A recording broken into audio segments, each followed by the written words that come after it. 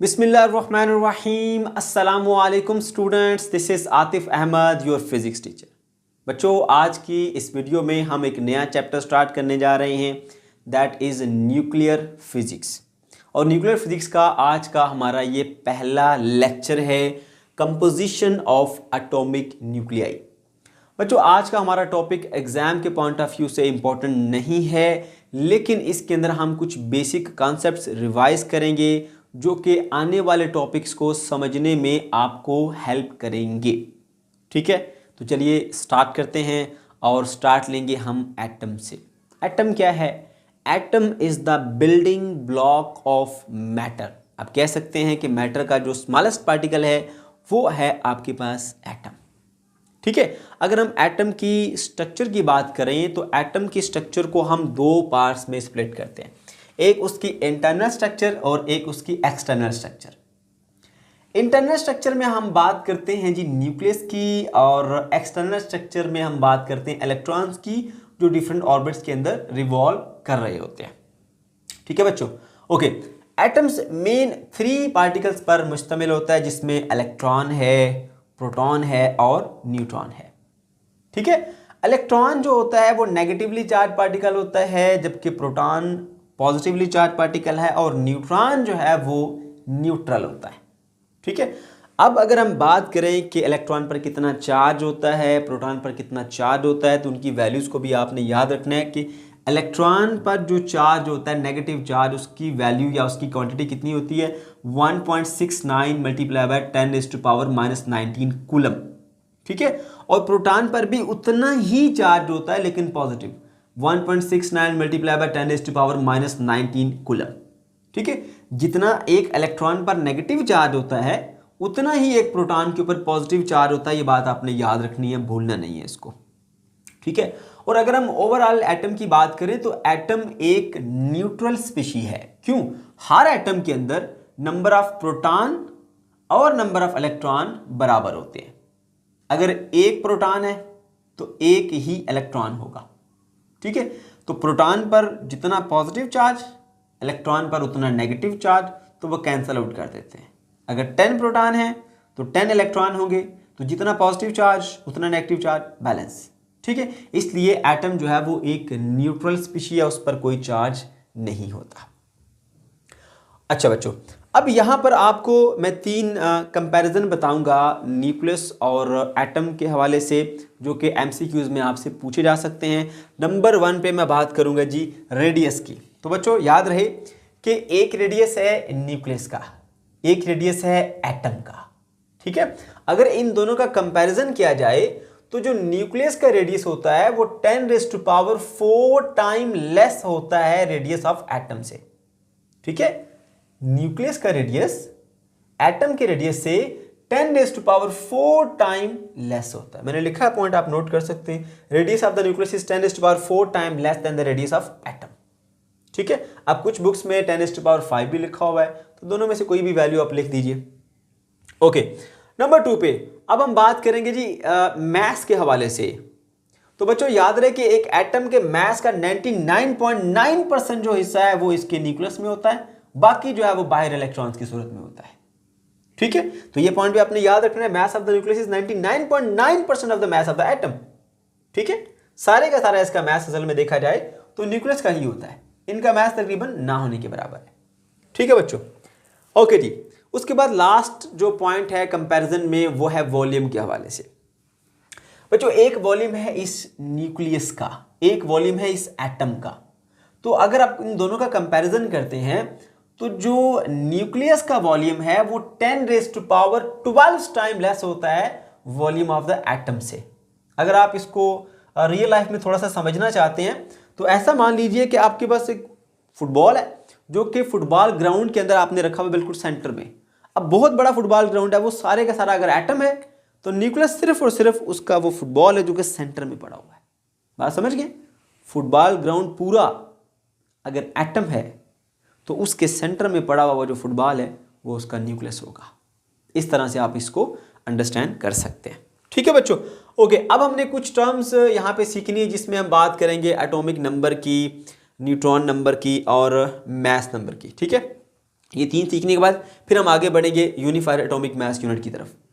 बच्चों सबसे पहले बात कर लेते हैं जी एटॉमिक नंबर के बारे में। एटॉमिक नंबर क्या होता है? एक एटम है, उसके न्यूक्लियस के अंदर जितने प्रोटॉन पाए जाते हैं, प्रोटॉन की तादाद है ना, एक न्यूक्लियस के अंदर पाए जाने वाले प्रोटॉन्स की तादाद को हम एटॉमिक नंबर कहते हैं। ठीक है, इसको आप यूँ डिफाइन करेंगे, number of protons present in the nucleus of the atom is called atomic number. इसको डिनोट किससे करते हैं? Z से डिनोट करते हैं। ये पॉइंट आपने याद रखने हैं। ठीक है, एटॉमिक नंबर को हम Z से डिनोट करते हैं। ठीक है, Z is equal to number of protons inside the nucleus of an atom. फिर हम बात करते हैं जी न्यूट्रॉन नंबर। इसके नाम से जाहिर है एक एटम का जो न्यूक्लियस है उसके अंदर पाए जाने वाले जो न्यूट्रॉन है उनकी तादाद को हम न्यूट्रॉन नंबर कहते हैं। ठीक है, यू डिफाइन करेंगे the number of neutrons present in the nucleus of the atom is called neutron number and it is denoted by capital N। इसको कैपिटल N से डिनोट करते हैं। ठीक हो गया। अच्छा, अब इसका जो फार्मूला है N is equal to number of neutron, या फिर हम इसको लिखते हैं जी A माइनस Z। मैं आपको अभी क्योंकि पढ़ाया नहीं है इसके बारे में, A के बारे में पहले बता देता हूँ। एक एटम का मास नंबर होता है, एक एटम का एटॉमिक नंबर होता है। एटम के मास नंबर से एटॉमिक नंबर को माइनस कर दिया जाए तो आपको न्यूट्रॉन नंबर मिल जाते हैं। ठीक है, तो ये भी इसका एक फार्मूला आप लिख सकते हैं, कैपिटल N यानी neutron number is equal to mass number minus atomic number यानी A माइनस Z। ठीक हो गया। ओके जी, नेक्स्ट आ जाता है जी फिर हमारे पास मास नंबर। अब ये मास नंबर क्या होता है भाई? एक जो एटम है उसके न्यूक्लियस के अंदर पाए जाने वाले न्यूट्रॉन प्लस प्रोटॉन, इन दोनों की जो तादाद है उनको आप ऐड कर लो। ठीक है, वो आपका होता है जी मास नंबर। कैसे डिफाइन करेंगे?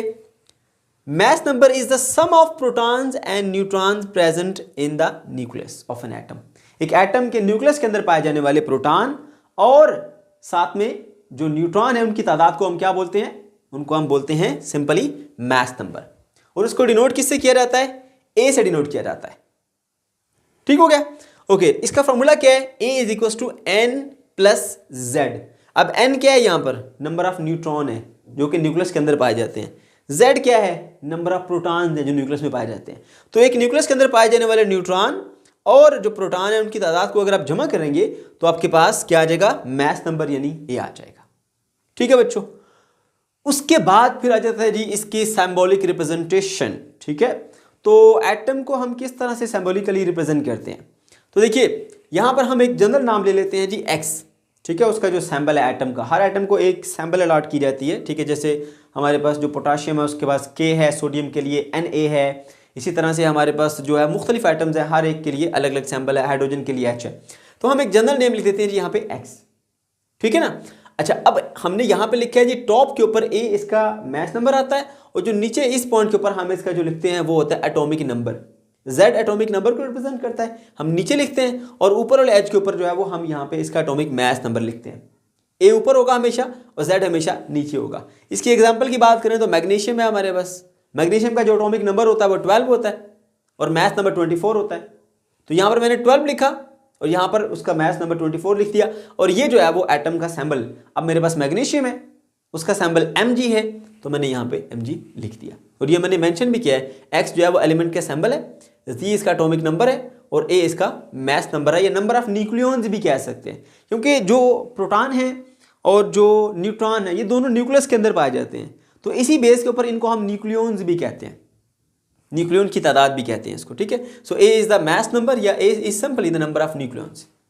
राइट, ओके जी। अब हम आते हैं जी यूनिफाइड एटॉमिक मास यूनिट। अब बच्चों यूनिफाइड एटॉमिक मास यूनिट क्या होता है? ये वो यूनिट है जो कि रिलेटिव एटॉमिक मास को एक्सप्रेस करने के लिए इस्तेमाल किया जाता है। मैंने यहाँ पर मेंशन भी किया है, it is used to express the relative atomic mass of atom. अब ये रिलेटिव एटॉमिक मास क्या होता है बच्चों? एक तो सिंपल मास है जो कि हम केजी में मेजर करते हैं। ठीक है, एक होता है रिलेटिव एटॉमिक मास। अब रिलेटिव एटॉमिक मास को पहले समझ लीजिए। रिलेटिव एटॉमिक मास वो मास होता है जो हम कार्बन 12 के 1/12 हिस्सा से कंपेयर करके निकालते हैं। अब मैं समझाता हूं आपको। हमारे पास कार्बन के 3 आइसोटोप्स हैं, C12, C13 एंड C14। इनमें से एक जो आइसोटोप है जिसको हम C12 कहते हैं, जिसका एटॉमिक मास नंबर 12 है, ठीक है, उसको 12 बराबर हिस्सों में आप डिवाइड कर दो। कार्बन 12 को, यानी वो कार्बन जिसका एटॉमिक मास नंबर 12 है, उसको आप 12 बराबर हिस्सों में डिवाइड कर दो, जो एक हिस्सा आएगा ना, ठीक है, उसको हमने यूनिट माना है और उसके साथ कंपेयर करके हम बाकी तमाम एटम्स के जो एटॉमिक मास है वो कैलकुलेट करते हैं, उसको बोलते हैं रिलेटिव एटॉमिक मास। क्यों? क्योंकि इसको हमने कार्बन 12 के 1/12 हिस्से से रिलेट करके निकाला है। तो फिर से सुनिए, ये जो रिलेटिव एटॉमिक मास होता है ना, इसको एक्सप्रेस करने के लिए हम यूनिफाइड एटॉमिक मास यूनिट इस्तेमाल करते हैं, इसको यू से डिनोट किया जाता है। रिलेटिव एटॉमिक मास क्या होता है? रिलेटिव एटॉमिक मास वो एटॉमिक मास होता है जो कार्बन 12 के 1/12 हिस्से से कंपेयर करके निकाला जाता है, ठीक है ना। अब देखें, आप कोई भी चीज़ मेजर करते हैं तो आप किसी तरह से कोई एक यूनिट डिसाइड करते हैं, फिर उसके साथ मेजर करते हैं। फॉर एग्जांपल, आपने चावल बनाने हैं तो आपने घर में एक गिलास जो है ना उसको एक यूनिट माना। आपसे कोई पूछे कि कितने चावल बनाए, आप कहते हैं जी ये गिलास है, मैंने 4 गिलास बनाए, मैंने 5 गिलास बनाए हैं, उसको आपने यूनिट माना, फिर उससे कंपेयर करके आपने उसकी क्वांटिटी को मेजर कर लिया।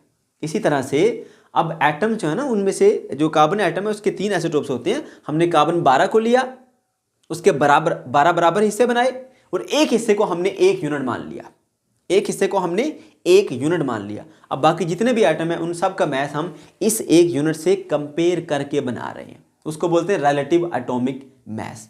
फिर बता देता हूं, रिलेटिव एटॉमिक मास वो एटॉमिक मास होता है जो कार्बन 12 के 1/12 हिस्से से यानी 1/12 पार्ट से कंपेयर करके निकाला जाता है। तो मैंने यहां पर मेंशन किया है, it is used to express the relative atomic mass of the atom, ठीक है ना। इसको हम यू से डिनोट करते हैं, इसका यूनिट जो है वो यू होता है, ठीक है ना।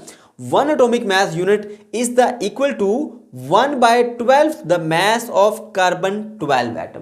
जो कार्बन 12 है ना उसका 12वां हिस्सा है ये, ठीक है, and it is denoted by you, सही है। और 1 यू किसके इक्वल होता है? 1 u is equal to 1/12 of mass of C12 यानी कार्बन 12 का, कार्बन 12 का 12वां हिस्सा 1 यूनिट है। उससे कंपेयर करके जिसका मास निकालोगे वो रिलेटिव एटॉमिक मास यूनिट कहलाएगा, या फिर इसको यूनिफाइड एटॉमिक मास यूनिट भी कहते हैं, ठीक हो गया। अब मैं यहाँ पे कुछ एग्जांपल्स हैं, मैं बताता हूँ आपको। मास ऑफ इलेक्ट्रॉन कितने हैं? 9.1164 10⁻31 किलोग्राम, ठीक है ना, ये केजी में है। लेकिन जब इसके रिलेटिव एटॉमिक मास की बात की जाएगी, यानी इसको कार्बन 12 के 1/12 हिस्से से रिलेट करके मैं मेजर करूंगा, तो मुझे मिलेगा 0.000548 U, ठीक है। और ये हमने इस्तेमाल करने, याद रखिएगा इनको, इन वैल्यूज को कोशिश करें कि इलेक्ट्रॉन, प्रोटॉन और न्यूट्रॉन है, कम से कम इनकी वैल्यूज जो हैं वो आप याद रख लें, ठीक है। तो ये जो है ना असल में हमारे पास जो है वो यूनिफाइड एटॉमिक मास है, ठीक हो गया। या जिसको हम कहते हैं जी हमने कंपेयर करके कार्बन 12 के 1/12 हिस्से से कंपेयर करके निकाला, और ये यू जो है ना ये हमारे पास यूनिफाइड एटॉमिक मास यूनिट है। इसी तरह अगर हम बात करते हैं प्रोटॉन की, तो प्रोटॉन का जो मास होता है वो 1.6762 मल्टीप्लाई बाय 10⁻⁻27 किलोग्राम होता है। लेकिन अगर इसको हम जो है वो कार्बन 12 की 1/12 हिस्से से रिलेट करके निकालते हैं तो वो हमारे पास आएगा 1.007276 U, ठीक है। U क्या है? यूनिफाइड एटॉमिक मास यूनिट, ठीक है। फिर हम बात करते हैं जी मास ऑफ न्यूट्रॉन की। अब न्यूट्रॉन का मास कितना होता है? 1.67493 मल्टीप्लाई 10⁻⁻27 किलोग्राम।